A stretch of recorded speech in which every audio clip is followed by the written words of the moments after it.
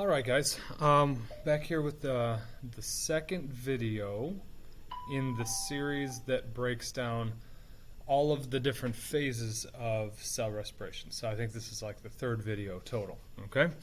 So in the previous video, we talked about the steps of glycolysis, depicted all the things that happen in the energy investment phase and the energy payoff phase, and then talked about some of the net products in the end. And we're going to move on and continue our journey through the cell respiration process and start to talk about the Krebs cycle, which is not more commonly, but also known as the citric acid cycle. We'll talk about why that is here in a second. But one thing I want you to notice is that glycolysis happens out in the cytosol. And so you could think of this big yellow box as, kind of a model cell. And this light yellow color that's out here would be like the cytoplasm, okay? And this is the organelle known as the mitochondria, right? The powerhouse of the cell. And we know that's where ATP is made. That's why we call it the powerhouse of the cell, why that's drilled into your brain from the time you're like 4 years old or whatever it is. So if we want to make ATP in the powerhouse of the cell, we need to get the components of glucose, which are now at this point pyruvate. We have to get that stuff into the mitochondria so that it can do its business, okay? And that's what we're going to start to talk about here. One of the first things that we do have to discuss is that process of getting the products from the breakdown of glucose into the mitochondria. And so this is oftentimes called the link reaction. It is also known as the formation of something called acetyl-CoA. All right. Now, acetyl-CoA is a molecule that ultimately will take place in the Krebs cycle and continuously be regenerated as as the cycle keeps going. Okay. But to actually have acetyl-CoA take place in that Krebs cycle in the mitochondrial matrix. The mitochondrial matrix again is actually the like cytoplasm inside the mitochondria. Okay, we actually have to transport the products of glycolysis into the mitochondria. So that's where we're at here. So one of the first things, I'm going to go ahead and show this on my drawing board here, just so I can highlight what you kind of need to know and what you kind of need to disregard. Okay, very similar to the stuff we learned in glycolysis. You do not need to know these. You do not need to know these structural formulas. Okay, it's just not necessary. I do want you to know the name of pyruvate, right? So if you remember, we got actually 2 pyruvates at the end of glycolysis. So both of those pyruvates are going to track everything from one full glucose molecule. So to do that, we're going to want to track the 2 pyruvates, okay, because those are from one glucose molecule. To enter the mitochondria, they work their way through a transport protein, okay, and when they do so, they give off 2 CO2, okay, as they continue their transition into this molecule called acetyl-CoA. They give up high energy electrons to NAD+ to ultimately make 2 NADHs. Okay, so now we take some pyruvates and we continue to extract some of those high energy electrons, and we have done so by placing them in the electron transporter NADH. We make 2 of those. As it continues through its path to become acetyl-CoA, we are going to attach something known as coenzyme A. And when we do so, it finally becomes this molecule known as acetyl-CoA. All right, so that is effectively where what we're doing in the process of getting these pyruvates into the mitochondria. Not only does it work as a way to transport it from the cytosol into the mitochondrial matrix, but this process also works to further modify it so that it can take place in other reactions, okay? And so that's what we see here by dropping off some CO2s. That would be like the CO2 that we exhale. By extracting some high energy electrons from these pyruvate molecules, we can make 2 more NADH, and then on its final step here, it will attach to 2 coenzyme A's to create acetyl-CoA. All right? So that's where we're at this point. Now we've gotten the components of glycolysis dumped into the mitochondria. And, ooh, does that work? Oh, man. I used to have a nice animation that showed that all in process. It's not a huge deal. It's something I might even be able to find a link for, and you can watch it that way. Okay? But once these pyruvates have entered the mitochondria and been modified and turned into acetyl-CoA, these components of the glucose molecules then take part in the Krebs cycle, which is what you see in front of you. Now, again, much like glycolysis, at first glance, this thing looks really, really intimidating. There's like all this spinny stuff, and there's like these structures, and there's big names and arrows and all sorts of stuff in there that just, it's a lot to look at, okay? So I want to make sure that I knock this down for you and get rid of the stuff that you don't need to worry about and circle the stuff that you do need to worry about, and give you kind of a general overview, a general synopsis of what you need to know from this particular diagram, because you do need to know this diagram, okay? So let's, I'm going to get rid of this. Okay, let's trash it, all right? Should have done that with the last one. All right, I'm going to blow this guy up here, nice and big so we can see what's going on and write on it. And at this point, we have taken these molecules and put them into the mitochondria. And we start off the Krebs cycle with 2 acetyl-CoA molecules. Okay, so it usually starts interjects these acetyl-CoA molecules at this part of this cycle. Now, right at this very, very start of this process, these acetyl-CoA molecules attach to something known as oxaloacetic acid. This is also known as oxaloacetate. You might see that in the book or in some other resources. So 2 acetyl-CoAs will attach to 2 oxaloacetates. Okay? And so what do you notice here? You notice that there's 4 carbons here, and there's 2 carbons on this one. Okay? That's what these little gray dots represent. And what that yields, or what that makes, is 2 citric acid molecules. Okay? And so each one of these citric acid molecules has 6 carbons. Okay? And so that is going to play into how this kind of plays out and why we end up with oxaloacetic acid at the end. Okay? All right, so what do I want you to know about this cycle? Okay, I want you to know that, okay, that beginning step, this first thing that says these 2 acetyl-CoAs attach to the 2 oxaloacetic acids to create 2 citric acids. Citric acid is also known as citrate. I also want you to know that there are a total of 2 CO2s that leave, okay? 2 CO2s that leave. But if we're talking about, that's 2 CO2s per citric acid. And so for this, we have actually 2 CO2s leave here and 2 CO2s leave here, okay?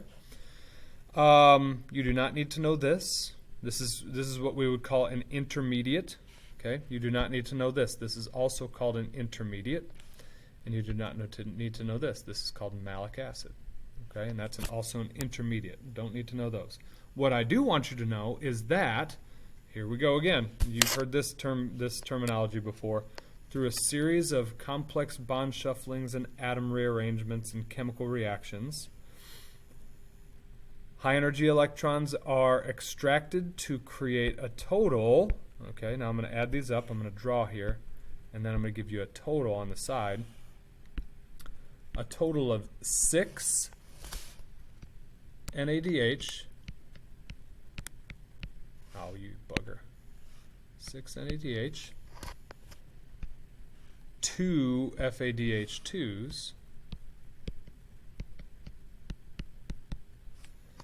And 2 ATPs. And that is per glucose molecule. Okay, so to sum up the rest of this cycle here, it's very, very easy. If you cross off all the stuff that I just did, you can say citric acid goes through a series of complex bond shufflings and atom rearrangements in which 6 NADHs are formed through the transfer of high energy electrons, 2 FADH2s, and 2 ATPs. Okay? Now these ATPs have been created by way of substrate level phosphorylation. That's not a P, SLP. Substrate level phosphorylation. Okay? And so these ATPs are created the exact same way that the ones in glycolysis were.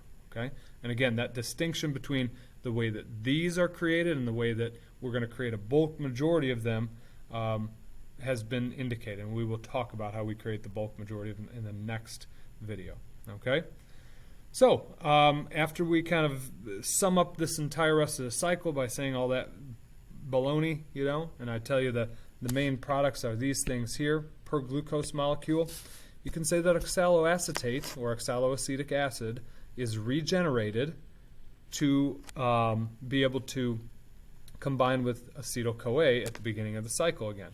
And so one thing you'll notice is that with the citric acid over here, we start the cycle effectively with a 6-carbon sugar, okay, a 6-carbon molecule.